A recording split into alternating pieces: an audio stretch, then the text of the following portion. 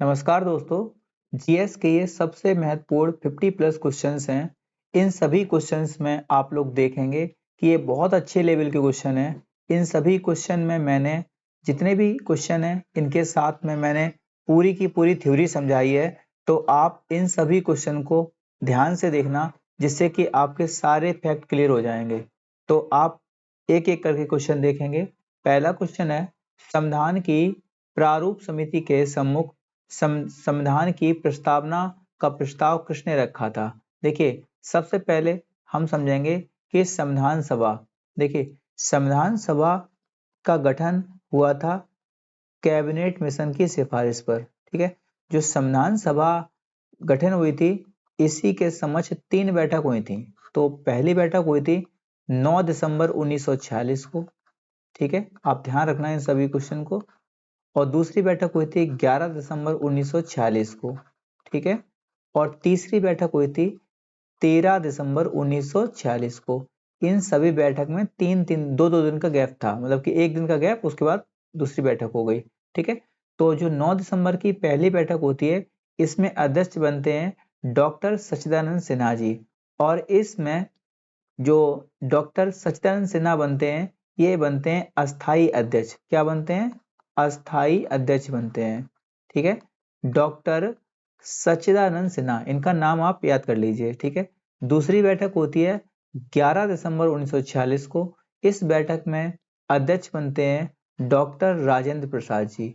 ठीक है, डॉक्टर राजेंद्र प्रसाद जी इस संविधान सभा के स्थायी रूप से अध्यक्ष बनते हैं। ठीक है, स्थायी रूप से अध्यक्ष बनते हैं। इसके बाद तीसरी बैठक होती है 13 दिसंबर 1946 को।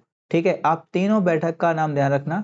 ठीक है, और जो 13 दिसंबर को बैठक होती है इसी बैठक में पंडित जवाहरलाल नेहरू, ठीक है, पंडित जवाहरलाल नेहरू एक प्रस्ताव पेश करते हैं जिसे हम लोग उद्देशिका के नाम से जानते हैं। ठीक है, उद्देशिका, उद्देश्य प्रस्ताव जिसे बोल सकते हैं, उद्देश्य प्रस्ताव को पेश करते हैं। ठीक है, उद्देश्य प्रस्ताव को जब पेश करते हैं इसी को बाद में संविधान सभा ने जब स्वीकार किया तो स्वीकार करने की डेट थी इसकी 22 जनवरी 1947।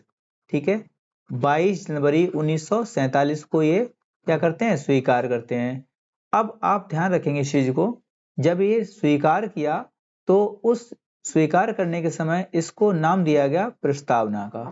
ठीक है, उद्देश्य प्रस्ताव को प्रस्तावना का नाम दिया गया कब? 22 जनवरी 1947 को। इसी को हम लोग इंग्लिश में प्रियम्बल के नाम से जानते हैं। ठीक है,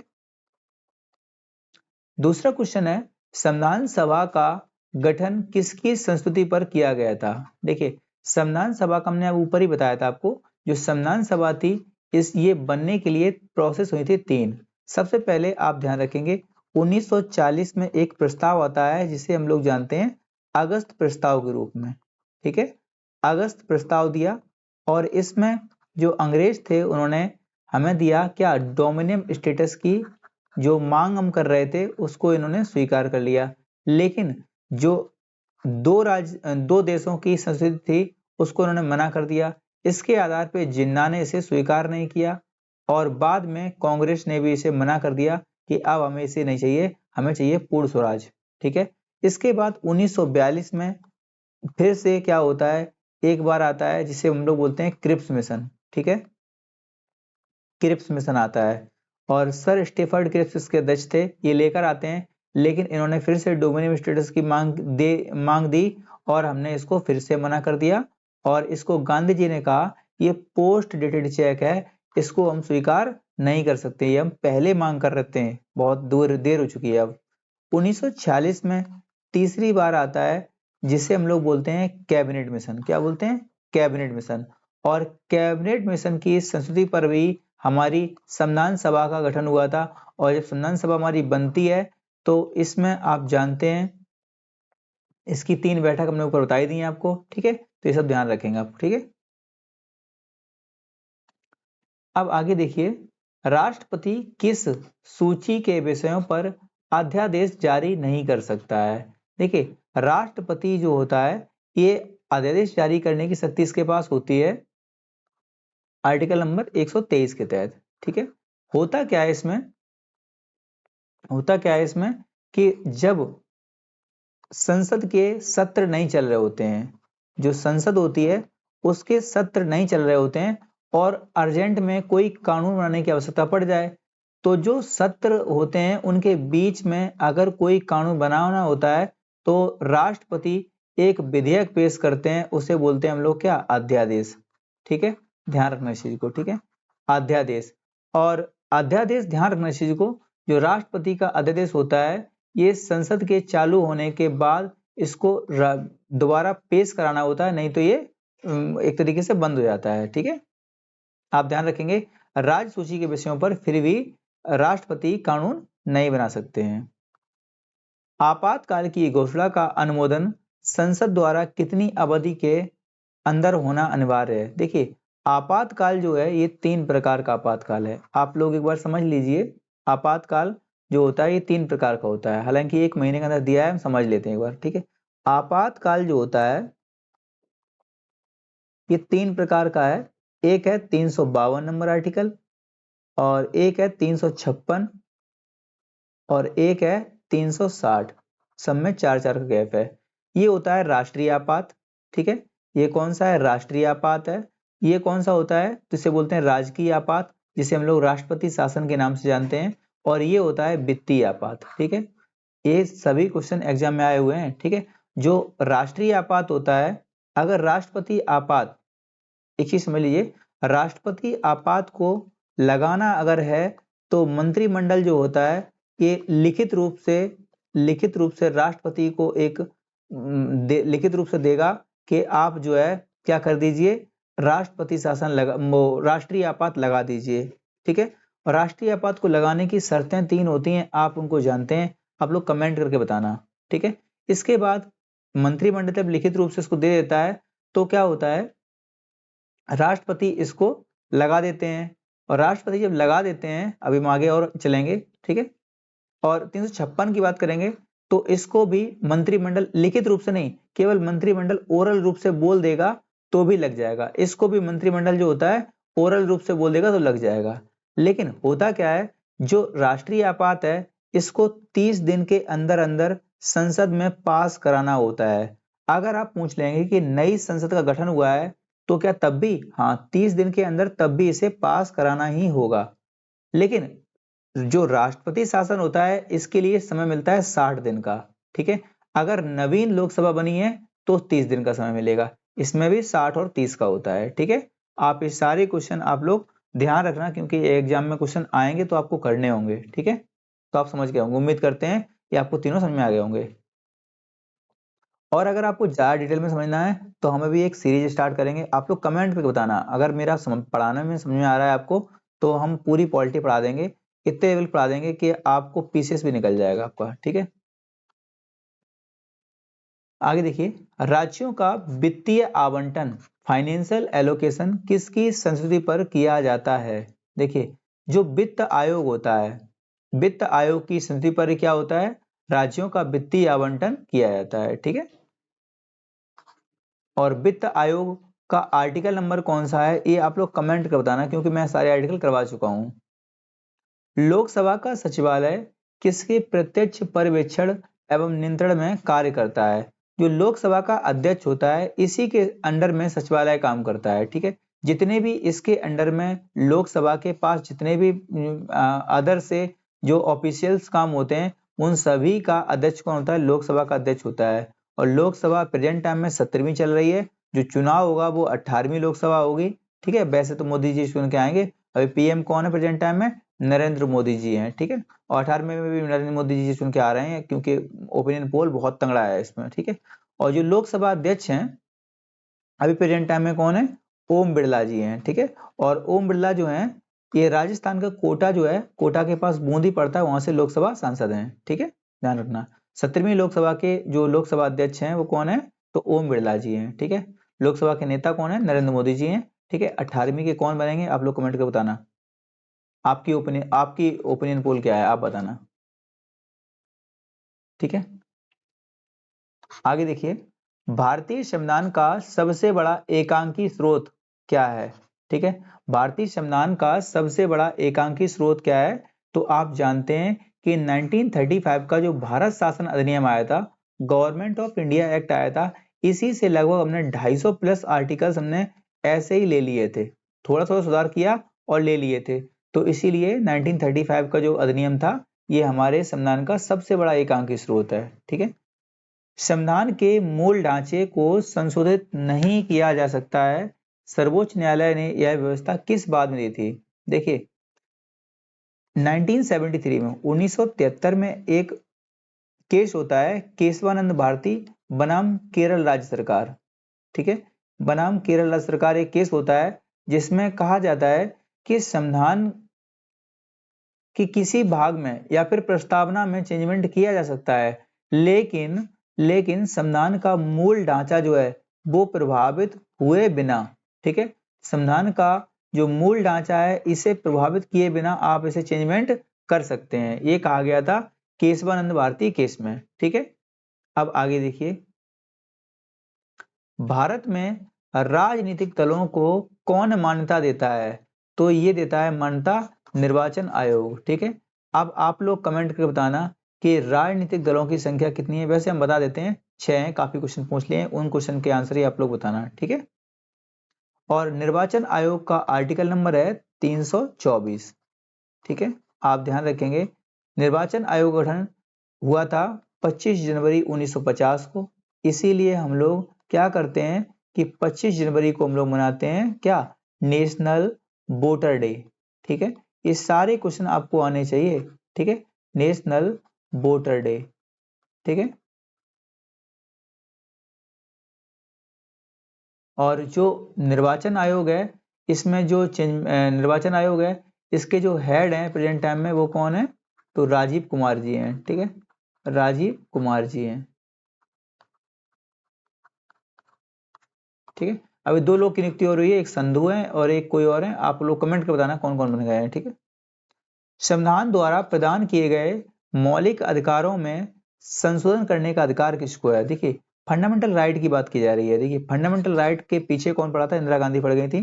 ठीक है, ये किसको अधिकार है? संसद को। ठीक है, अब देखिए फंडामेंटल राइट जो होते हैं, फंडामेंटल राइट जो है इनकी बहुत लंबी कहानी है, कभी फिर समझाएंगे, लेकिन अभी समझ लीजिए फंडामेंटल राइट में अगर कोई सस्पेंड कर सकता है, मतलब कि अगर इसको अस्थाई रूप से हटा सकता है, कोई सस्पेंड कर सकता है, तो वो है राष्ट्रपति।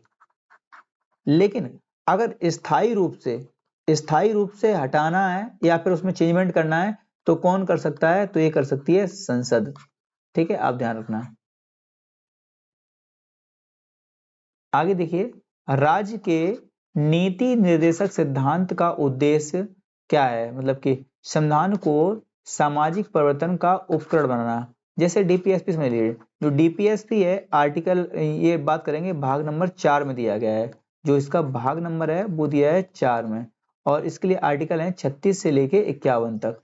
इसमें इसमें क्या दिया है कि अगर राज्य जो है इतना सक्षम है कि जो इसमें लिखा हुआ है तो वो सभी दे सकता है, तो राज्य अपनी सुविधा के अकॉर्डिंग इन सभी आर्टिकल्स को लागू कर देगा। लेकिन अगर राज्य के पास किसी प्रकार की कोई अभाव आता है तो इनको हटा भी सकता है। इसीलिए कहा गया है आर्टिकल नंबर 37 में कहा गया है कि ये राज्य की सुविधा के अकॉर्डिंग राज्य लागू कर सकता है, लेकिन आप राज्य के खिलाफ सुप्रीम कोर्ट या हाई कोर्ट में चुनौती नहीं दे सकते हैं। इसमें कहा गया है 37 में, ये ना तो वाद योग्य हैं और ना ही इनके खिलाफ आप सुप्रीम कोर्ट में जा सकते हैं। ठीक है, आप इस सभी क्वेश्चन ध्यान रखना। ठीक है, राष्ट्रपति पद के लिए प्रत्याशी का प्रस्ताव निर्वाचन मंडल कितने मेंबर्स द्वारा किया जाना आवश्यक है? देखिए जो 50 मेंबर्स होते हैं इन्हीं को क्या किया जाता है? देखिए राष्ट्रपति का जो चुनाव होता है उस चुनाव में 50 तो अनुमोदक होते हैं। ठीक है, 50 तो अनुमोदक होते हैं और 50 ही प्रस्तावक होते हैं। ठीक है,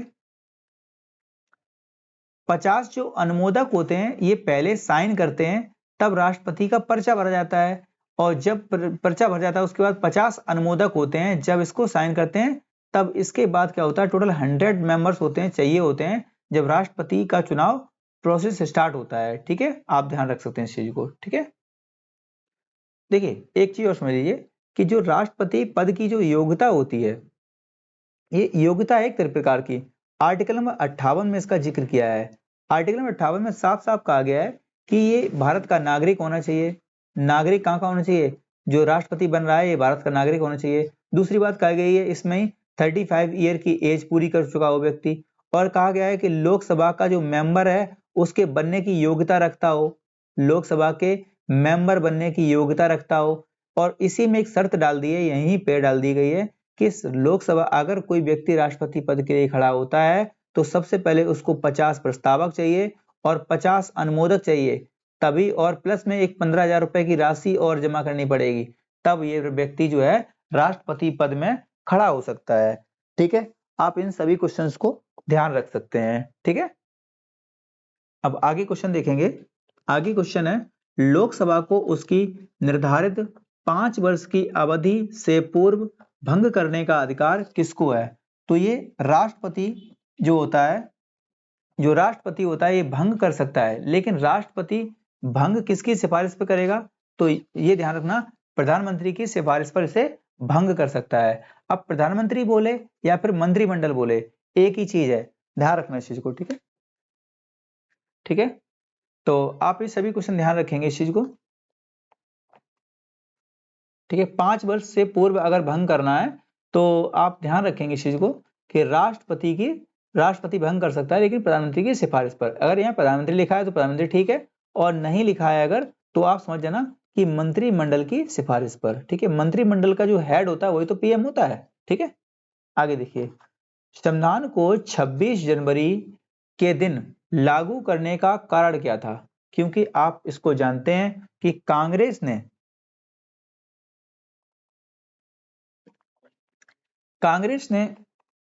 क्या किया था, जब एक अधिवेशन हुआ था 1929 का, लाहौर अधिवेशन कांग्रेस का। ठीक है, तो इस लाहौर अधिवेशन में ही इन्होंने डिसाइड किया था कि 26 जनवरी 1930 को जो है रावी नदी के तट पे, वैसे हालांकि फहराया तो 31 को था, 31 दिसंबर 1929 को फहराया था झंडा, लेकिन यही डिसाइड किया था कि हम लोग 26 जनवरी 1930 को 26 जनवरी 1930 को क्या करेंगे, प्रत्येक वर्ष झंडा फहराया करेंगे। तो इसी दिन को इन्होंने क्या किया था, पहली बार फ्रीडम डे के रूप में स्वीकार किया था। हालांकि इसे हम लोग स्वाधीनता दिवस बोलते थे पहले। ठीक है, क्या बोलते थे?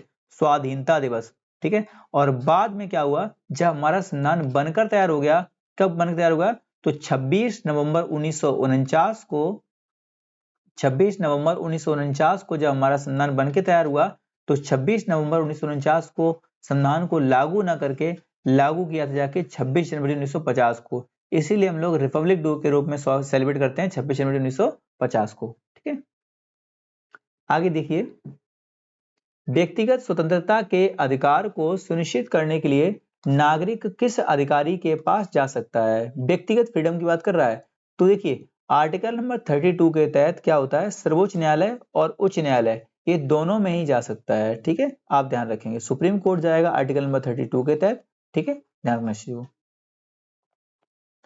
आगे देखिए, भारत के राष्ट्रपति के विरुद्ध महाभियोग प्रारंभ करने का अधिकार प्राप्त है किसको? देखिए, महाभियोग जो है राष्ट्रपति के लिए यूज होता है, बाकी सभी के लिए महाभियोग जैसी प्रक्रिया स्टार्ट होती है। ठीक है, लेकिन राष्ट्रपति का जो महाभियोग है आर्टिकल नंबर 61 में दिया है, आर्टिकल नंबर 61 में राष्ट्रपति का महाभियोग दिया है। इसमें महाभियोग में साफ साफ कहा गया है कि जो संसद है उसमें, संसद में 3 पार्ट होते हैं, तो प्रेसिडेंट के खिलाफ तो आ ही रहा है, तो जो लोकसभा है और जो राज्यसभा है, लोकसभा में या राज्यसभा में किसी में भी इसको महाभियोग को पहले लाया जा सकता है। अगर आपको पहले राष्ट्रपति के खिलाफ महाभियोग लाना है तो आप समझ लीजिए कि सबसे पहले इसमें 1/4 मेंबर जो टोटल होते हैं, टोटल का 1/4 मेंबर जो है, आपको इसके लिए सबसे पहले एक प्रस्ताव लाना पड़ेगा कि राष्ट्रपति के खिलाफ हम जो है महाभियोग ला रहे हैं। जब ये प्रस्ताव पास हो जाएगा 1/4 से, तो उसके बाद एक सदन में, कोई भी सदन हो सकता है, चाहे लोकसभा या राज्यसभा, यहां से 2/3 से आपको पास कराना पड़ेगा। जब ये पास हो जाएगा तो इसके बाद राष्ट्रपति को सूचना दी जाएगी 14 डेज पहले ही कि आपको जो है आपके खिलाफ महाभियोग आया है, आपको कुछ कहना है तो आप दूसरे सदन, चाहे वो लोकसभा हो या राज्यसभा हो, उसमें आप आइए और बोलिए। अगर आप बेगुनाह हैं तो आप उनके बारे में बताइए कि हम क्यों बेगुनाह हैं।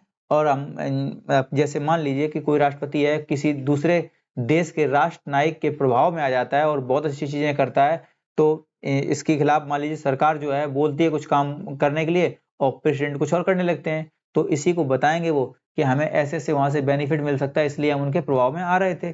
तो राष्ट्रपति अगर सही होंगे तो जो है यहाँ पे मान लो कि जो मेंबर्स होंगे वो अपना प्रस्ताव वापस ले लेंगे या फिर वोटिंग नहीं करेंगे, तो यहाँ पे कैंसिल हो जाएगा।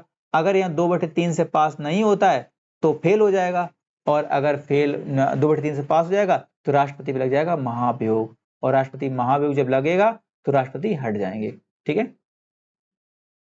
किस विधेयक पर राष्ट्रपति को अनिवार्य रूप से हस्ताक्षर करने पड़ते हैं और उसे पुनर्विचार के लिए वापस नहीं भेज सकता है? ये होते हैं वित्त विधेयक। ठीक है, वित्त विधेयक।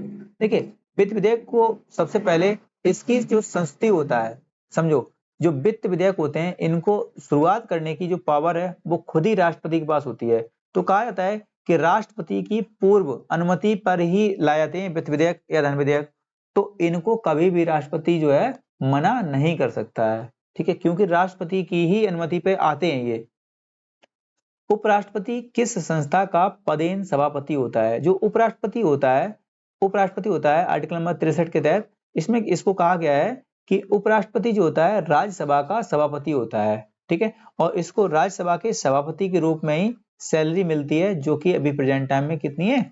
4 लाख है। ठीक है, और उपराष्ट्रपति प्रेजेंट टाइम में कौन है? तो अभी प्रेजेंट टाइम उपराष्ट्रपति है हमारे जगदीप धनखड़ जी। ठीक है, ध्यान रखना। ठीक है, जगदीप धनखड़ जी। ठीक है, इसके पहले थे वेंकैया नायडू। लोकसभा के सामान्य कार्यकाल को 5 वर्ष से अधिक करने का अधिकार किसको है? तो अगर 5 वर्ष से ज्यादा बढ़ाना है लोकसभा के कार्यकाल को, तो ये संसद कर सकती है केवल राष्ट्रीय संकट के समय।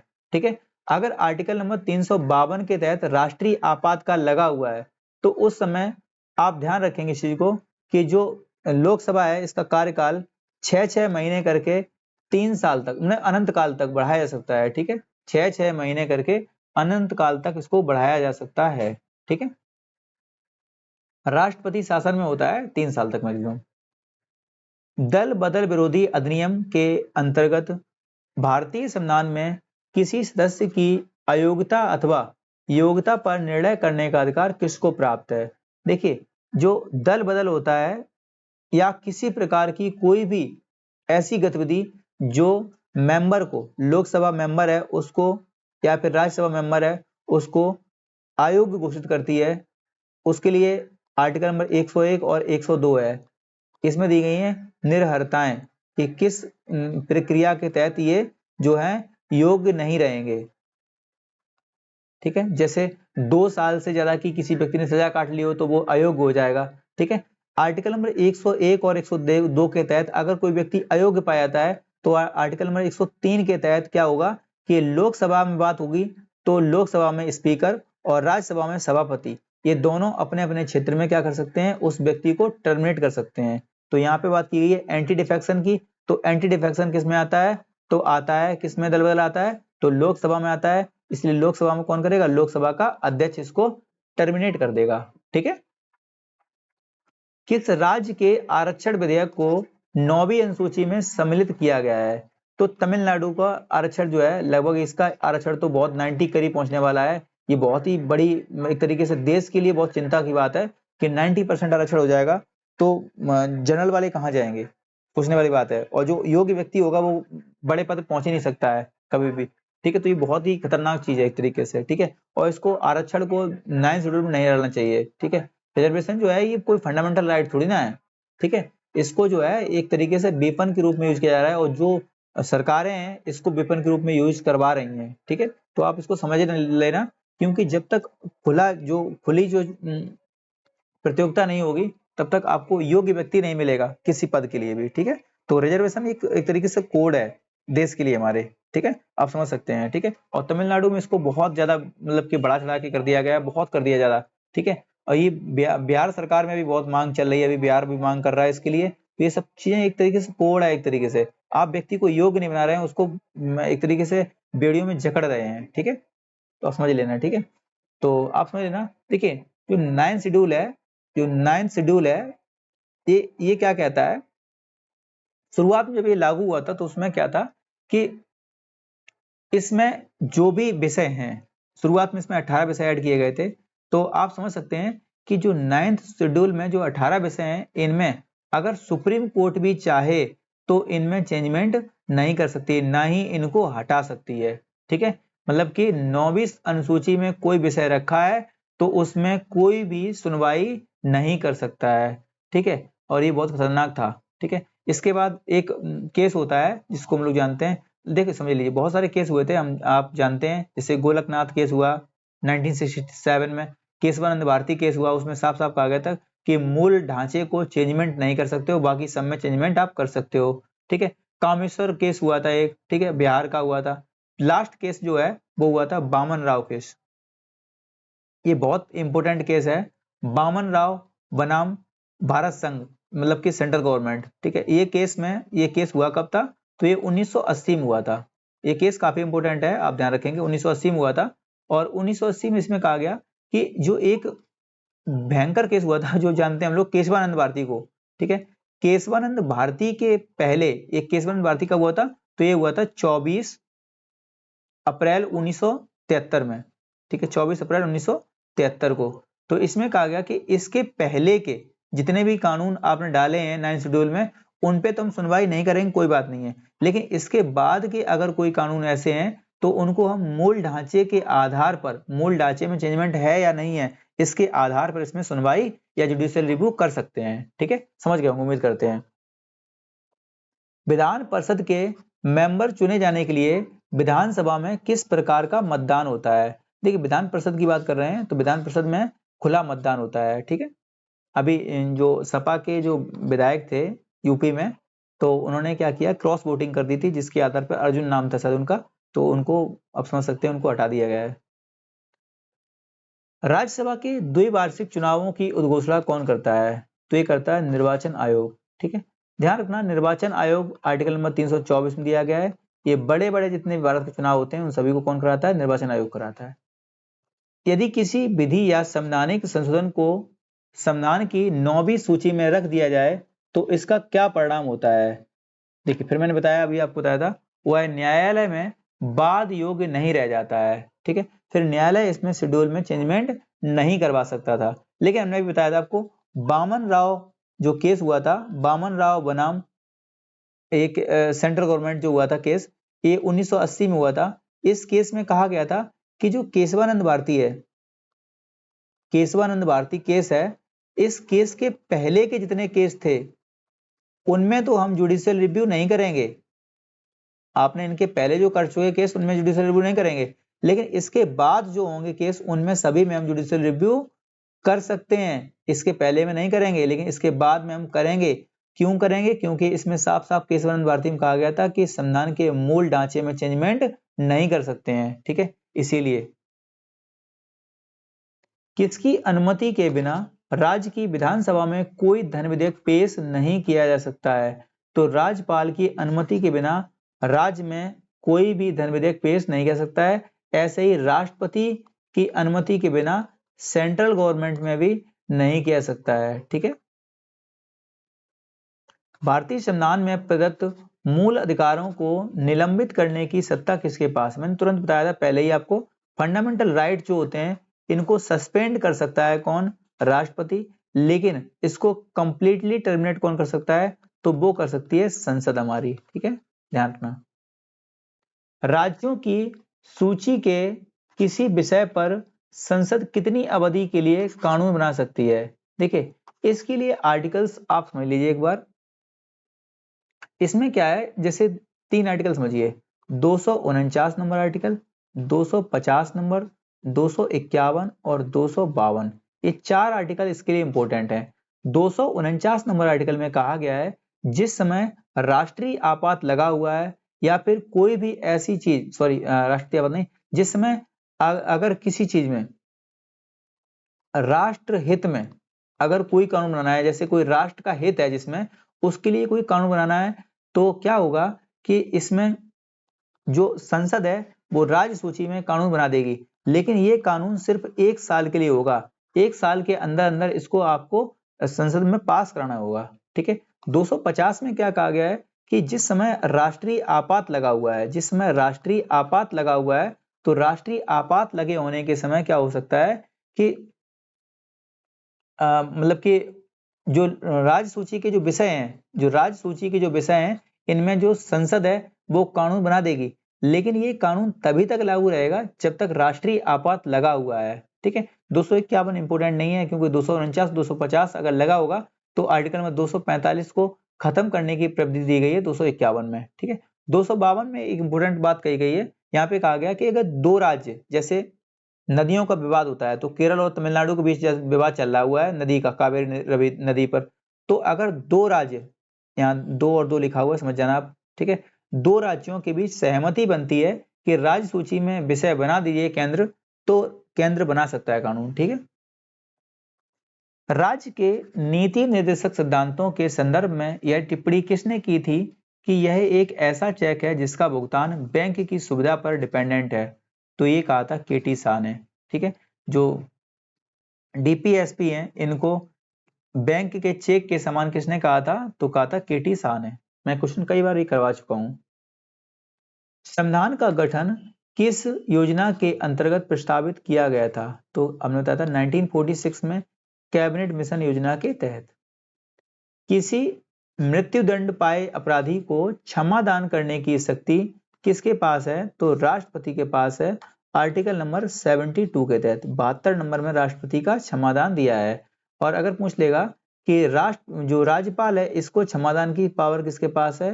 तो राज्यपाल को जो क्षमादान की पावर है वो है 161 के तहत, ठीक है। इतने सारे क्वेश्चन थे, आप लोग बताना वीडियो आपको कैसा लगा है, ठीक है। और हो सके तो आप वीडियो को क्या करना, लाइक करना, और किसी एक व्यक्ति को कम से कम शेयर जरूर कर देना, ठीक है। थैंक यू दोस्तों।